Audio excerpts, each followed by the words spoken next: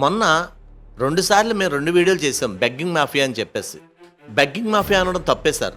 ఫోటోలు మాఫియా ఏంటి అర్థం కాలేదా?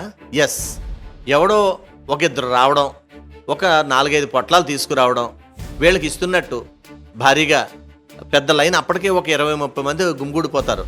ఒక్కోసారి అయితే ఓ 50-100 మంది కూడా వాళ్ళకి ఇస్తున్నట్టు ఫోటోలు తీసుకోవడం, ఆ వాటితో రీల్స్ చేసుకోవడం, ఫేస్బుక్లోని వివిధ సోషల్ మీడియాలో పెట్టుకోవడం.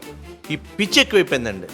అన్నదానం చేయి పేరుతో ప్రచారం చేసుకునే ప్రబుద్ధులకి మా మనవి, అయ్యా మీరు పెట్టేది భారీ స్థాయిలో ఏమి చేయట్లేదు. వాళ్ళ పరిస్థితి బాగోకపోవడం వల్ల వాళ్ళు నిరాశ్రయులుగా యాచకులుగా మారారు.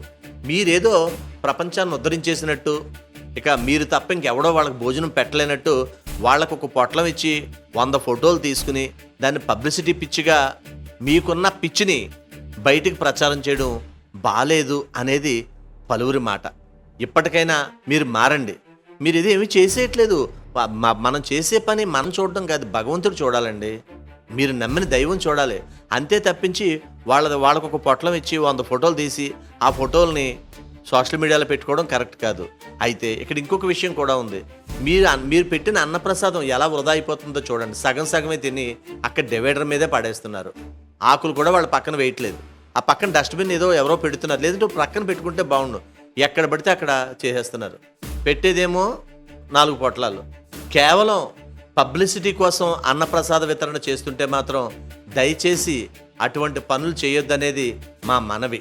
దయచేసి గమనించండి. ఒక ముఖ్య మనవి, మేం ప్రసారం చేసే నిర్లక్ష్యం కార్యక్రమం ఏ ఒక్కరిని అవమానపరచాలని గాని తక్కువ చేయాలని గాని మా ఉద్దేశం కాదు. కేవలం నగరం బాగుండాలని మా ఈ నిర్లక్ష్యం కార్యక్రమం ముఖ్య ఉద్దేశం.